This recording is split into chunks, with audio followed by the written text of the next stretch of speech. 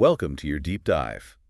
Looks like you're really interested in how to build peace, how to shift from conflict to something that lasts. It's a question for all time, really. And you've given us some amazing sources for this deep dive. We've got academic papers, historical stuff, even case studies from all over the world. Yeah, a real mix. So we're going to explore all the world of peace building and how conflicts transform, how things actually change. And it's interesting, one thing that comes up a lot is how peace building uses ideas from ancient times A&D for modern politics. We're going to see that tension play out as we go. Oh, I bet. I mean, that right there is fascinating, that ancient rituals could somehow be useful for solving conflicts today.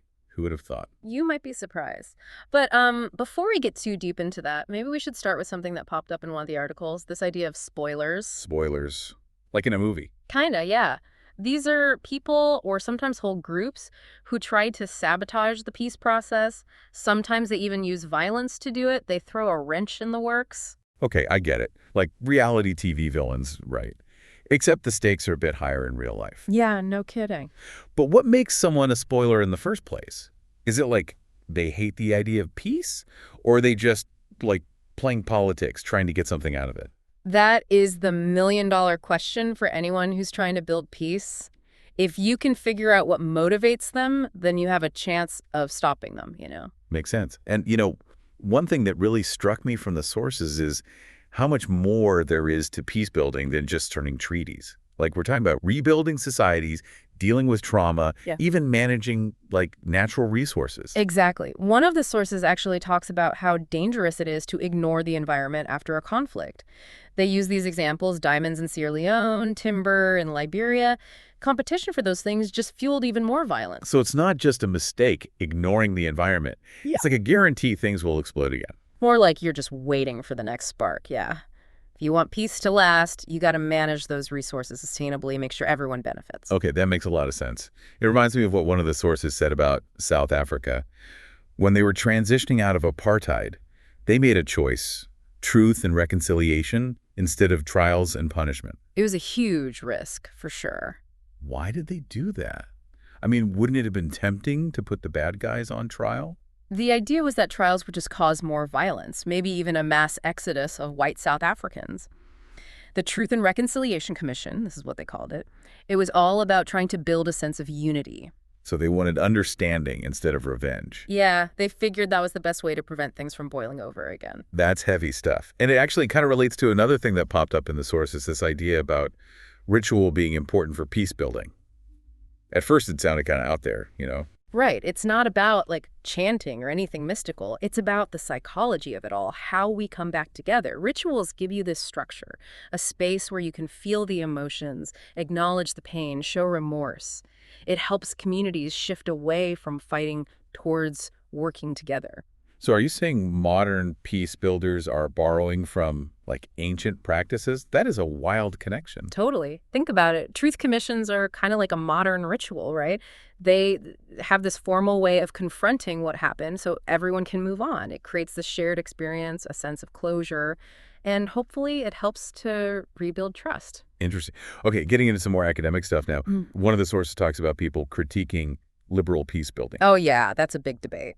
Their argument is that it's too focused on Western ways of doing things, too much about building institutions instead of meeting people's real needs on the ground. It's a fair point. The real challenge is finding approaches that work for the people involved, that respect their culture, and let them build peace themselves, not just impose some cookie-cutter solution from the outside. Makes sense. And that actually ties into another idea that came up, hybrid peace. It basically says that local people often resist peace-building efforts or change them in ways no one expects. Sounds kind of messy. Peace-building IS, messy. Hybrid peace just acknowledges that.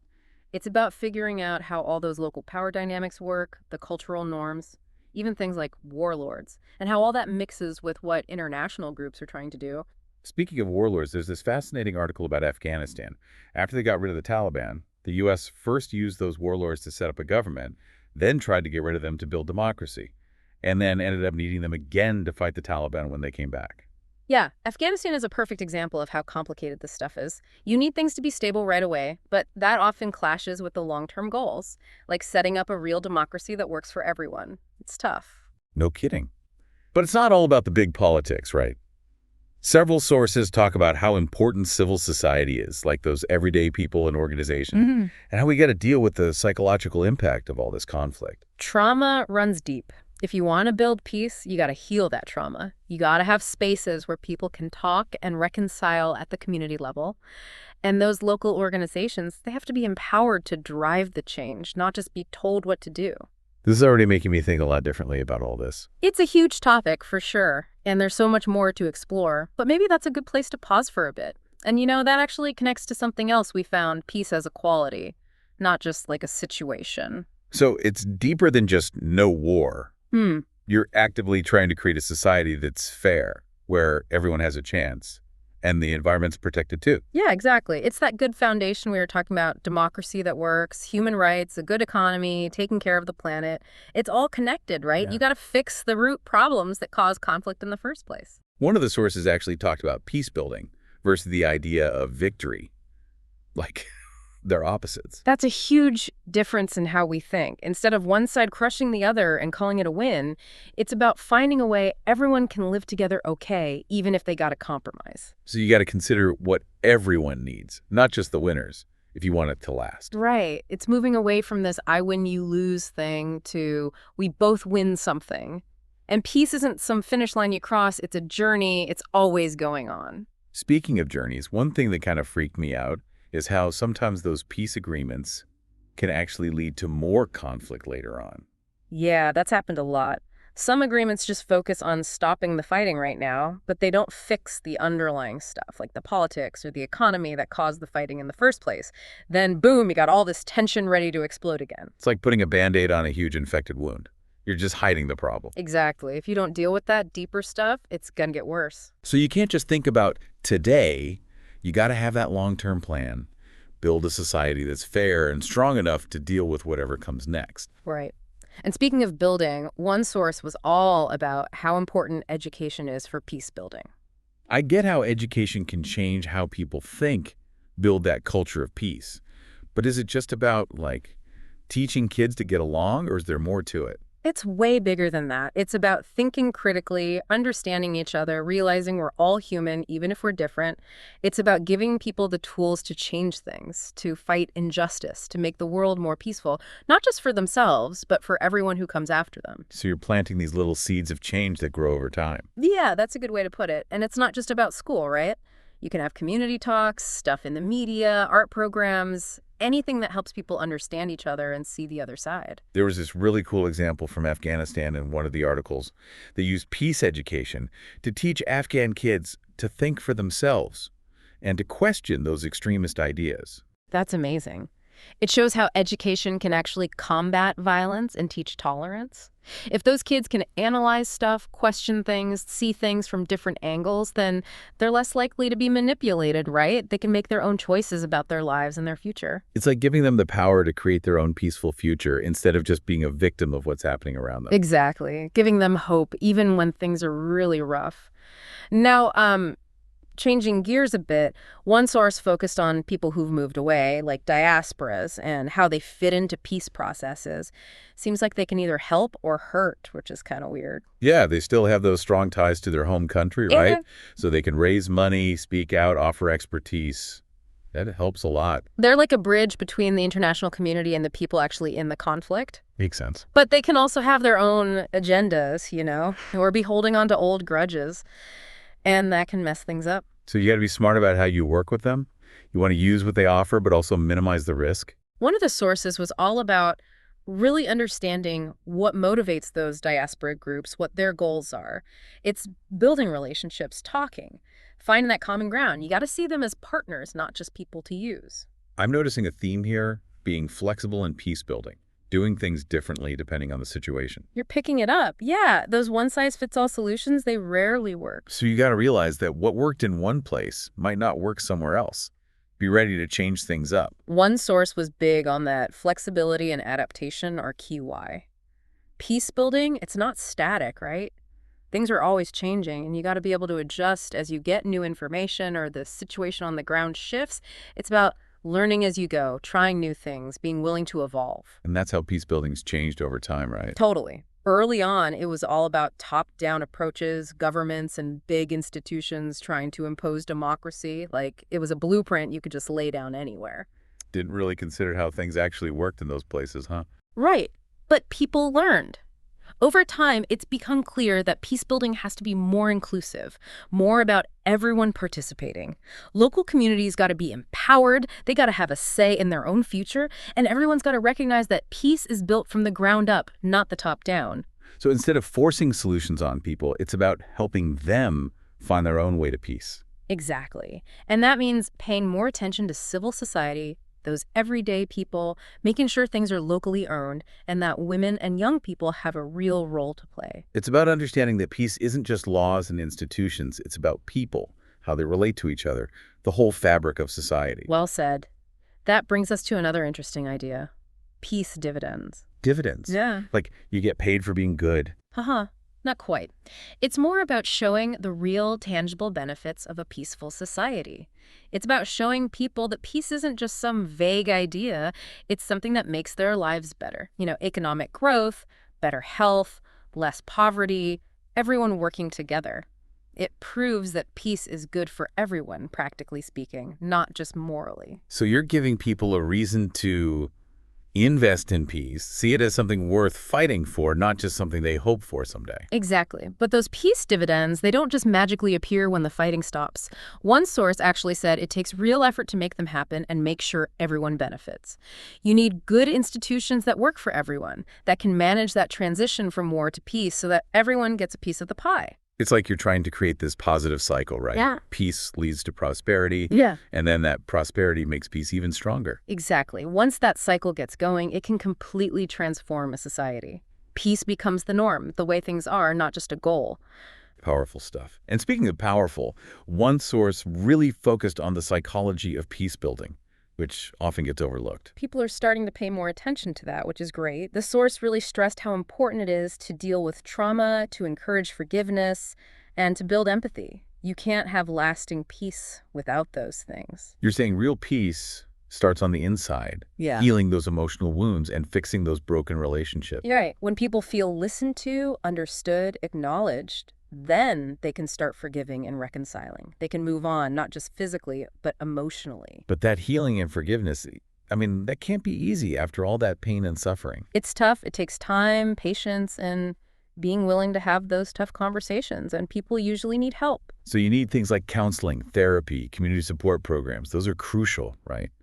To help people move through all that towards healing. Absolutely. Healing is a journey, not a destination, and everyone goes through it differently. You just got to make sure the support's there for those who need it, and it's got to fit their culture and what they're going through individually. Okay, so we've talked about the psychology of it all, but one source went into the more structural stuff, like security sector reform.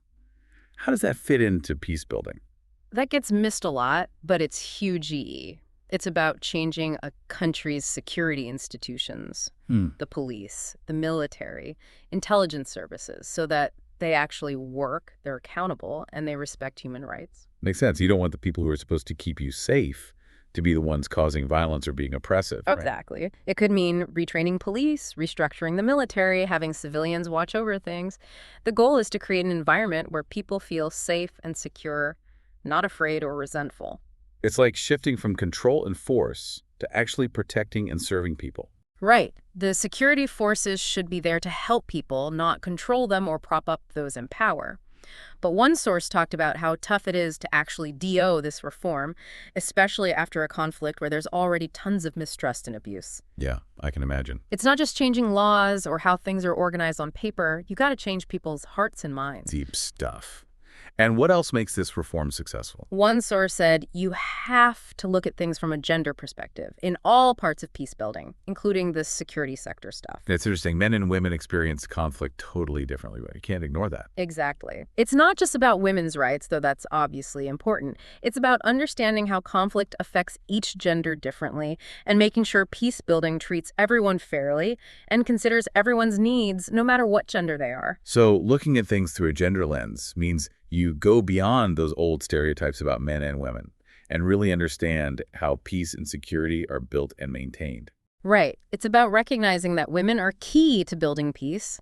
They see things differently, and they can be amazing leaders if they're given the chance. They need to be involved in every single stage, from negotiating peace to making it happen on the ground to making sure it's working. So not just like a token woman at the table, but real participation and power. Exactly. If you want peace to last, it has to be inclusive, where everyone feels like they belong and everyone's needs are met. Okay, let's circle back to that hybrid peace idea. Feels like there's more to that. Yeah, it really challenges that old way of seeing peace building as this straight line that goes from A to B. Hybrid peace says it's way more complicated. It's a mix of formal and informal institutions, international and local people, governments, and those outside of government, and they all have their own goals and interests. So it's basically saying peace building is messy. Mm-hmm. But you can't just plan it all out perfectly.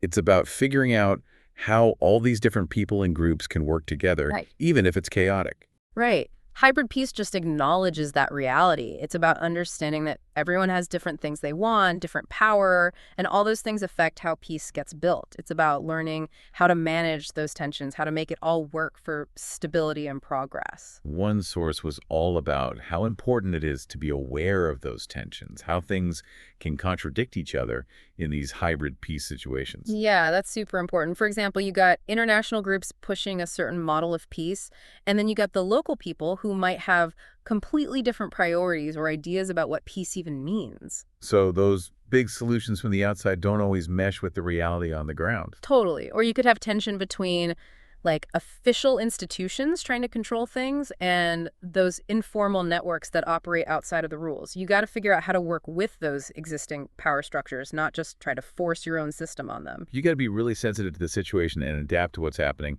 not just stick to some plan. That's it. Hybrid peace, it's all about being flexible.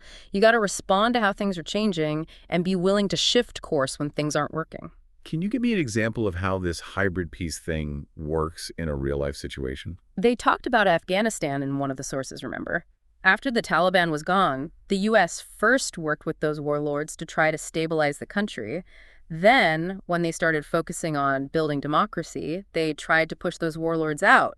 But when the Taliban started coming back, guess who they needed again? Those warlords. That's crazy. It shows how those ideas about peace building clash with how things actually work on the ground. Yeah, the U.S. wanted this democratic government, but they were dealing with a situation where those warlords had a lot of power.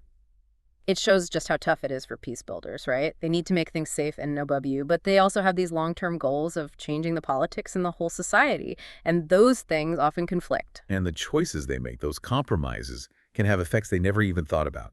Totally. It's this constant process of weighing options, making hard decisions, often without all the information you need, in a situation that's chaotic and always changing. One source really emphasized that you have to understand the local context when you're building peace. You can't just bring in some outside model and expect it to work. Yeah, people learn that the hard way, unfortunately. Every conflict is different, right? Shaped by its own history, culture, politics, social stuff. There's no one solution that works everywhere. So listening, learning, understanding those details before you do anything is crucial. Totally. You got to realize that the people living through the conflict are the ones who best understand what it takes to build peace that will actually last. And that takes us back to the idea of local ownership. People talk about it all the time in peace building, but actually making it happen, that's the tough part. So what does local ownership really mean? It's going to be more than just words, right? Yeah, it means the peace building efforts are truly driven by the people and communities affected by the conflict, not by outsiders. You got to give those communities the power to decide their own future. So it's not just asking your opinion, it's giving them the authority and control over the whole process. Exactly. Local ownership means recognizing that lasting peace can only come from within. You support local groups, you build their capacity, you make sure everything aligns with what they want, not some agenda from the outside. And that often means challenging those who are already in power, both within the community and between the community and the outsiders. One of the sources was all about that, how you have to shift those power dynamics to build peace. It's not just saying you believe in local ownership. You actually have to transfer power and resources to those local actors and acknowledge their knowledge and leadership. So it's like leveling the playing field so everyone has a voice and is invested in the future, right? Yeah. Right. And that requires a whole new way of thinking about how we build peace and who gets to do it. Now, one source took a pretty critical look at the role of those big international organizations in peace building. They argued that even though they have good intentions, they can also have their own agendas and biases, and sometimes end up doing more harm than good. I've heard that before, that those big interventions sometimes make things worse. The critics say those interventions are often more about politics and money than what the people actually need. So it matters. WHO gets to decide what peace looks like and whose interests are actually being served. Right, absolutely. They also point out that those interventions, even if they're trying to do good, can make those power imbalances worse or create new dependencies, which accidentally undermines the whole idea of local ownership and lasting peace. Now, it's hard to get it right, to balance everyone's interests and make sure good intentions actually help. It is, and it's a conversation we need to be having.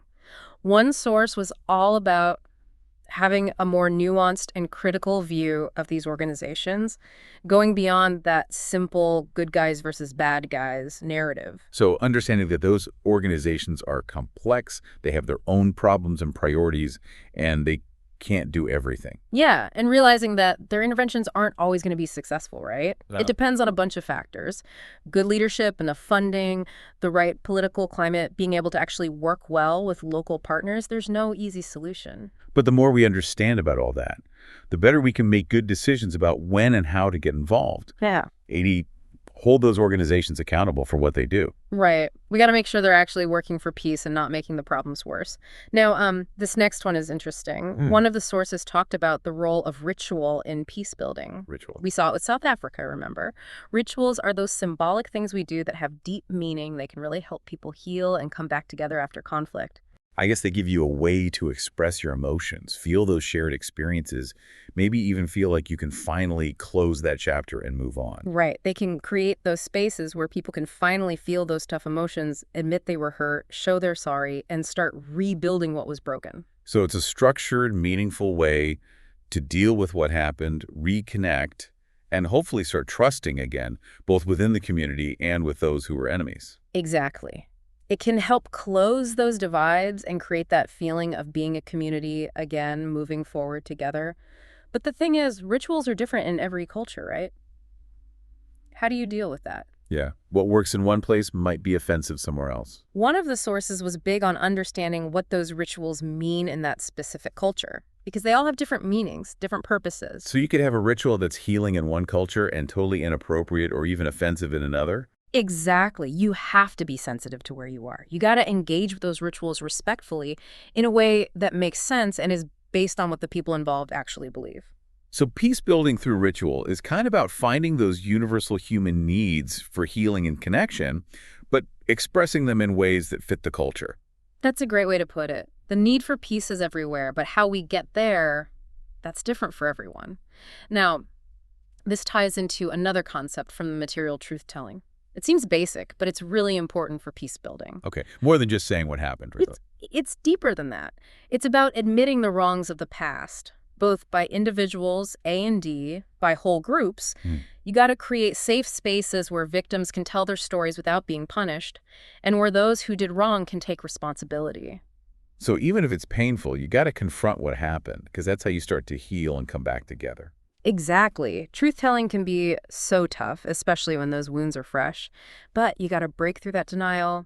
You got to have accountability, and everyone needs to understand what happened. You got to have that shared story that acknowledges the pain so that everyone can move on. But how do you make sure these truth-telling processes actually work?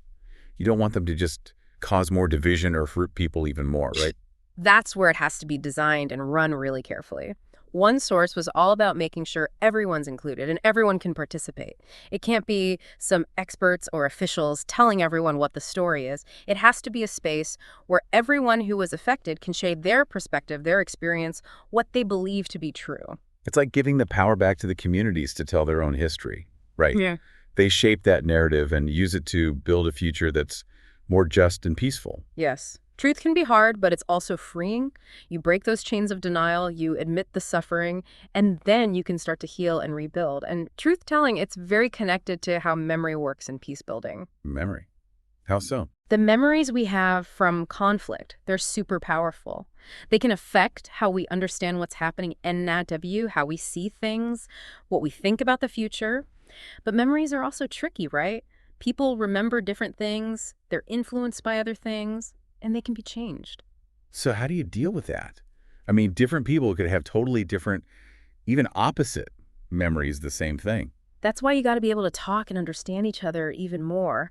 You got to recognize that different people and communities will remember things differently, and that's shaped by their experiences, who they talk to, the political stories they're told, their culture, all sorts of things. So you're not trying to force everyone to agree on one true memory. You're saying those different perspectives can exist at the same time. Exactly. You create spaces where people can share those memories, talk about the differences, and look for what they do agree on. Maybe they'll never completely agree, but they can at least understand each other better. One of the sources was all about creating a shared memory of the conflict, not to get rid of those differences, but to use it as a starting point for a future where everyone's in it together. That's a powerful idea.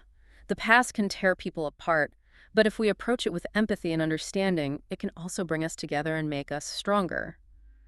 Okay, this next one is tough. It's about the role of forgiveness in peace building. Forgiveness. Yeah, that's a loaded word. It definitely brings up strong feelings, especially where there's been so much pain. Some people think forgiveness is the only way to heal and reconcile. Others say it's impossible or even wrong when such terrible things have happened. I get that. If you've lost so much, been through trauma, forgiveness can feel impossible. It's this very personal, difficult journey. You're right. People usually think about forgiveness in a religious or moral way, but it's also psychological and social. It's more than just not being angry anymore. It's admitting that something wrong was done, feeling the pain, but choosing not to let it control you or your future. So you're taking back control of your life, deciding how you want to live instead of being stuck in the past. Yeah, exactly. And one source pointed out that forgiveness isn't the same as reconciliation. Forgiveness is more of an individual thing, something that happens inside you, while reconciliation is about rebuilding relationships and trust as a whole society. So you might need forgiveness to reconcile, but just forgiving someone doesn't automatically mean everything's fixed. Reconciliation is a lot bigger than that. It is. Reconciliation means you got to fix the things that cause the conflict, rebuild those institutions, create a society that's fair and where everyone has a chance, and help people on both sides actually understand each other and care about each other. Got to build a future where you admit what happened, but don't let it happen again. And that seems to connect to the role of justice in peace building. How does that fit in? Justice means different things to different people, but in peace building, it usually means fixing the harm that was done, holding those who did it accountable, and making things right for the victims. It's creating fairness, acknowledging that bad things happen, and actively trying to fix them as much as possible. So you can't just forget about it and move on. You got to deal with those injustices and make sure everyone has the same rights and opportunities. Right. One source talked about two kinds of justice, retributive and restorative. Retributive is about punishment, while restorative is about repairing the damage and rebuilding those relationships. So retributive is focused on the past, punishing people for what they did, while restorative is more about looking to the future, healing things, and making a better society for everyone. Exactly. And in peace building, restorative justice is often better because it's not about blaming and punishing. It's about taking care of both the victims and those who did wrong, admitting the harm that was done, and actively trying to fix those relationships and build back trust. It's about everyone taking responsibility for healing and moving on together. Now, this might sound weird, but one source talked about the role of the arts in peace building. It might seem strange, but art can be really powerful in helping people talk to each other, understand each other, and feel empathy across those divides. Think about it. Art is a universal language. It goes beyond words and cultures that often separate us. Yeah, music, theater, dance, visual arts. They all tap into those feelings and experiences we all share, no matter who we are or what we believe. Exactly. And through art, you can have these shared experiences that create an emotional connection and remind you that you're human, something that's hard to do with words alone. So it's a way to connect and build relationships when words just aren't enough. Right. And art can give people a safe, creative way to express those difficult emotions, deal with trauma, and see the conflict and its effects from different angles. It's not just about making pretty things. It's about creating a space to heal, think, and talk. Exactly. One source was big on making sure people are participating in art, not just looking at it. You got to give people the chance to be creative, to express themselves, tell their stories, and be part of that collective healing.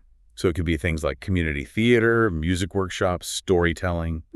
Anything where people can connect, create, and heal together. That's it. Art can transform individuals and whole groups. It can be a major part of building that culture of peace from the ground up. Mm. Okay, this next one might surprise you, the role of sports in peace building. Sports. How does that work? It might seem odd, but sports can really bring people together. They teach teamwork, fairness, respect. You can't underestimate that. Yeah, sports go beyond cultures and languages.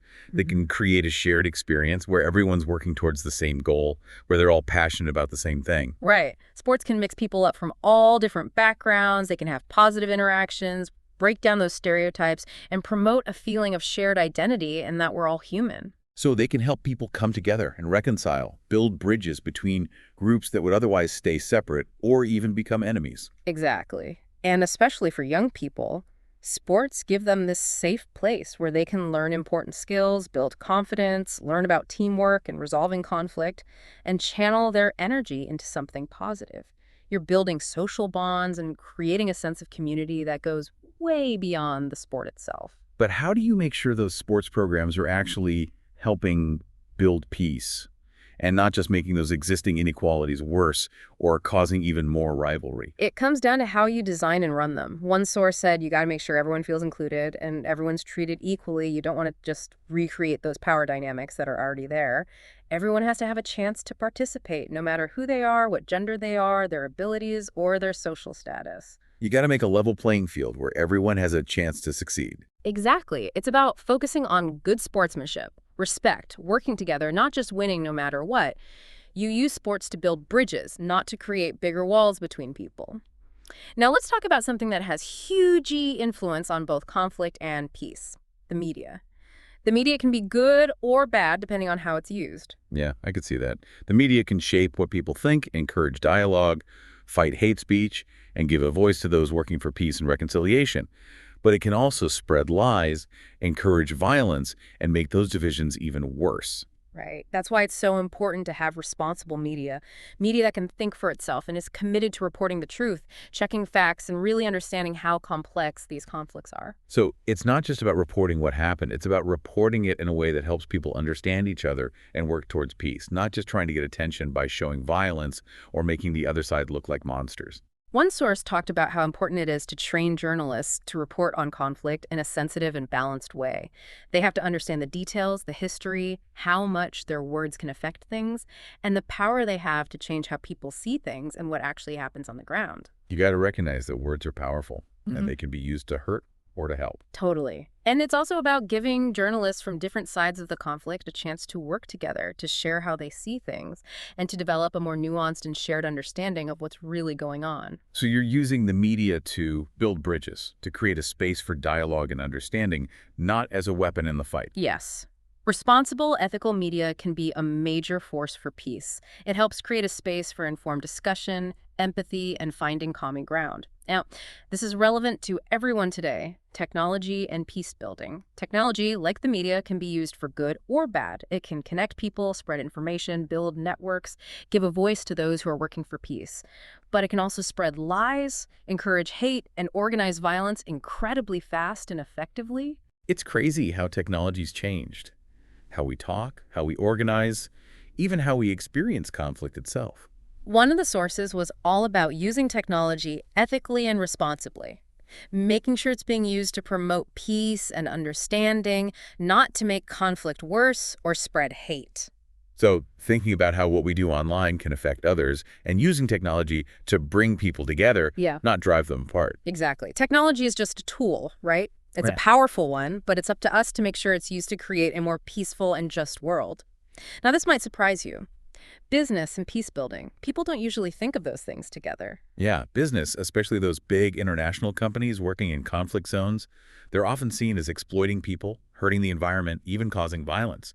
But more and more people are realizing that business can actually be a force for good, something that helps create peace and development. I can see that. If it's done responsibly, business can create jobs, grow the economy, make things more stable, and even connect communities that have been divided by conflict. Exactly. Businesses are connectors by their very nature. They bring people together, create opportunities, and can foster a sense of shared purpose and prosperity. And there's a growing.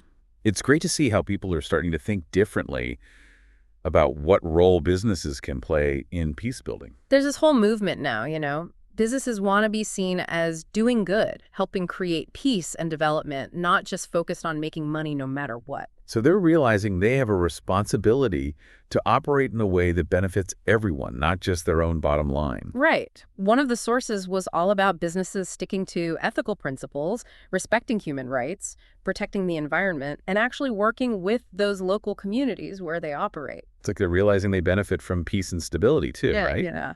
Not just looking for short-term profits. Exactly. If a business wants to last, it needs peace to last too. They go together. Now, this one might be a little unexpected. The role of spirituality in peace building. Spirituality. Interesting. It doesn't matter what your religion is, or even if you have one.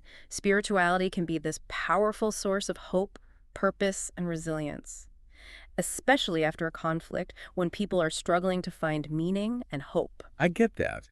It gives you something to believe in, that inner strength to deal with trauma, that connection to something bigger than yourself. Right. And it can also make you feel connected to other people, encourage compassion and empathy, help you see that we're all human, which is so important for peace building. So it's not about pushing any particular religion. It's about acknowledging that spirituality, however people experience it, can help them heal and reconcile. One source talked about how you got to approach spirituality and peace building really carefully, respecting all those different beliefs and practices. You're not trying to say one religion is better. You're trying to create a space where those different faiths and traditions can live together peacefully and help build a better world. So it could be things like interfaith dialogues, sharing rituals, learning about each other's beliefs, or even just giving people space for their own personal reflection. Yeah. Spirituality in all its forms can really transform individuals, any communities, help them heal, rebuild trust, and create a world where people care about each other. Now, this one might sound kind of far-fetched. Peace zones. Peace zones, what are those? They're these specific areas where everyone says no to conflict. All sides agree to live together peacefully and work together. So it's like this little bubble of peace in the middle of a war. Yeah. A safe place to escape the violence and start rebuilding trust. Exactly. They're spaces where you can have those tough conversations, work on reconciliation, and start building a peaceful future. But is that even possible? I mean, can you really create peace in the middle of a war? It's definitely not easy. One source said it takes a ton of trust, cooperation, and commitment from everyone involved, and everyone has to be willing to get to the root of what's causing the conflict and find ways to manage those differences peacefully, even while the fighting continues around them. So it's more than just drawing lines on a map. It's a change in how people think. You're choosing peace, even when everyone else is choosing violence. Yeah, it's about everyone wanting that peaceful future and working together to make it happen. And even though it might sound impossible, those peace zones show that peace is possible. It's not just an idea. It's like this little spark of hope that reminds us that even in the darkest times, peace can still grow. And sometimes those little sparks can become something much bigger, changing those war zones into places of peace and cooperation. Now, let's talk about something that sometimes gets overshadowed by those formal legal and political processes, the role of traditional justice. Traditional justice, you mean like those systems that communities have used for generations? Right. They often get overlooked, dismissed as being old, or not fitting in with our modern ideas about human rights. Yeah, especially when everyone's trying to build those new legal systems and institutions after a conflict. That's it. But those traditional systems, they really understand the local context, the culture, social norms, why the conflict even happened. And they can be really effective at settling disputes, fixing relationships, and keeping the peace in the community. They work in ways that those formal legal systems just can't. So it's not about picking one over the other. You need to recognize that both traditional and modern systems can work, each in their own way, and that combining them might be the best solution. Exactly. One source said it's important to look at traditional justice systems carefully. They're valuable, but they might need some tweaking to make sure they line up with those international human rights standards. So it's about finding that sweet spot between respecting those local traditions and upholding those universal ideas of justice and human rights. Right. Peacebuilding isn't about forcing things on people. It's about working with what already exists, making it stronger, and finding creative ways to make it all work together. Now, one source introduced this idea that seems to sum up what peacebuilding is all about: transformative peacebuilding. Transformative. Okay, what's that? It's this idea that building peace isn't just about stopping the fighting or signing a peace agreement. It's about getting to the root of the problem and creating a society that's fair, equal, and peaceful, not just for now, but for the future. So it's about a major shift, not just in what people do, but in how they think. It's about changing those systems and power structures and how power is shared and used. Exactly. Transformative peace building says conflict is usually a symptom of deeper problems like social, political, or economic issues. It's those injustices that create the conditions for violence to happen in the first place. So you're fixing those inequalities, the power imbalances, the historical grievances. You're creating a society where everyone has a real chance to succeed, not just survive. That's it. You're transforming those relationships, those systems, the whole structure, all the things that keep violence and oppression going. You're creating a foundation for lasting peace that's built on fairness and justice. That's a powerful vision. It might seem impossible sometimes, but it's worth working towards. It is. And one source pointed out that this kind of change takes everyone working together. It's not just governments or those international organizations. Civil society, community groups, businesses, religious leaders, everyone who wants a more peaceful future has to be involved. You got to have this massive movement for change, a commitment from everyone to transforming those systems that keep violence and injustice alive. It's like you're saying peace isn't just about ending war, it's about creating justice, equality, and making sure everyone has a chance. That's it. It's about creating a world where everyone feels valued, respected, and has the power to control their own lives. A world where peace isn't just a dream, it's how we actually live. Now, getting a little more personal, one of the sources talked about the role of emotions in peace building. Emotions. Interesting. We often think we need to control or hide our emotions, especially in those intense conflict situations.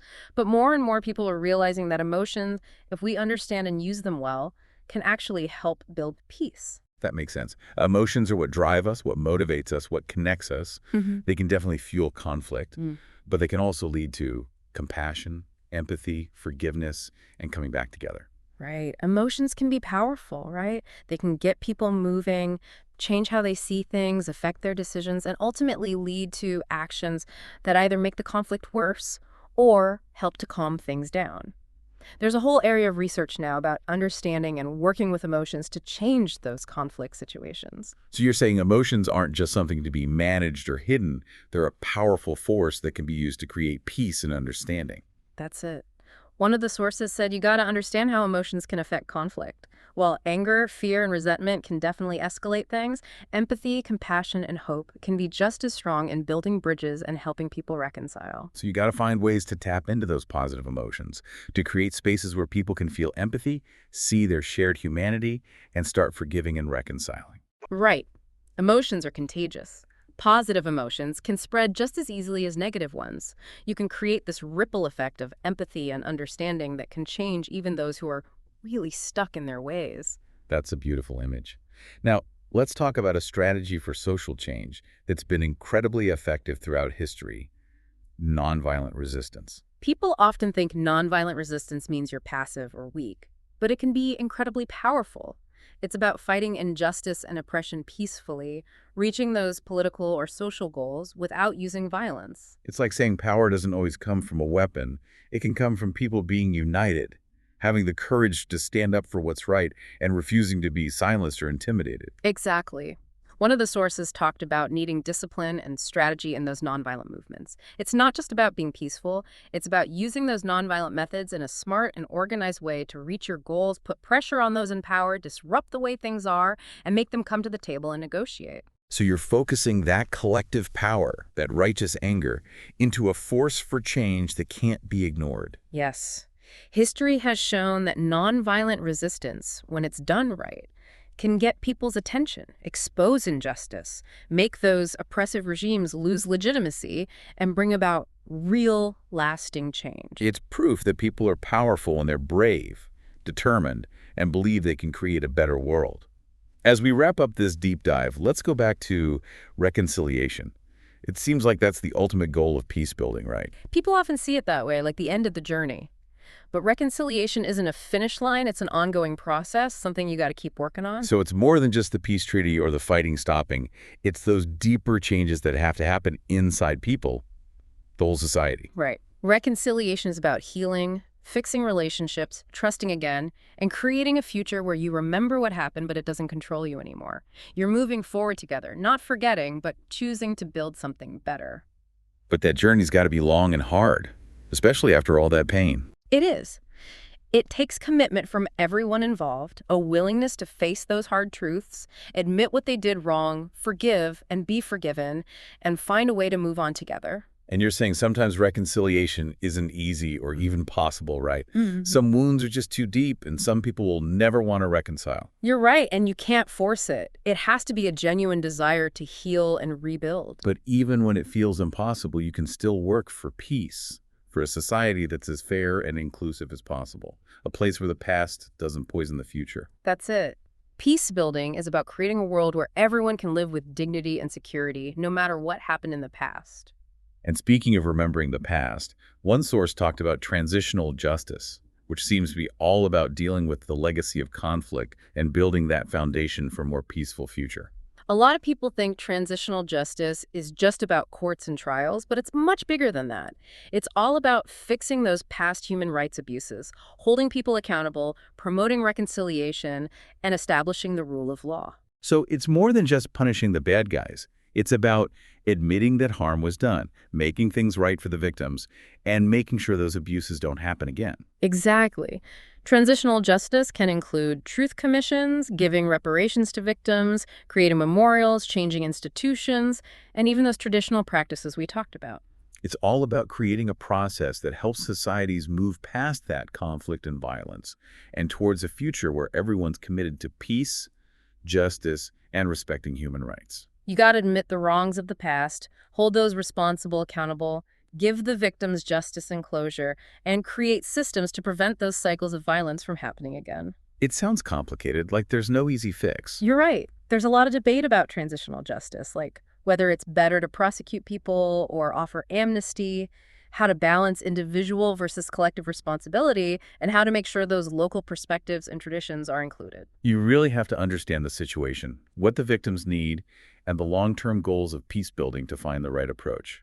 Absolutely. And one source talked about the Truth and Reconciliation Commission in South Africa, the TRC. It was a really powerful example of transitional justice in action. That was after apartheid, right? Right. It was this groundbreaking thing. They wanted to deal with all those horrific human rights abuses that happened during apartheid. The victims could share their stories, have their pain recognized, and those who committed the crimes could confess and get amnesty. It was controversial, right? Oh, for sure. Some people said it let those who did wrong get away with it, while others said it was great because it brought the truth out and gave both victims and perpetrators a chance to talk about their experiences and start healing that broken society. It wasn't perfect, but it showed how a society can start to deal with its past, try to build a future that's fair and equal. It reminds us that peace building isn't just about ending the fighting. It's about dealing with the root causes, confronting injustice, and creating a society based on human rights, the rule of law, and living together peacefully. This has been an amazing deep dive. We've covered so much, the history, the trends, the challenges, and all the incredible possibilities of peace building. It's a complex field, always changing, but there's a lot of hope and creativity there. You can feel that people really believe we can create a better world. We learn that peace isn't just the absence of war. It's this positive, dynamic force that needs our constant attention, our creativity, and our willingness to challenge those systems that cause violence and injustice. So as you continue learning about peace building, remember that you can make a difference. Whether it's in your community, your own little world, or on a global scale, there are so many ways to help build a more peaceful world. Peace isn't just a dream, it's possible, and it starts with each of us. Thanks for joining us for this deep dive. Until next time, keep learning, keep questioning, and keep working towards that more peaceful and just world. We know it's possible.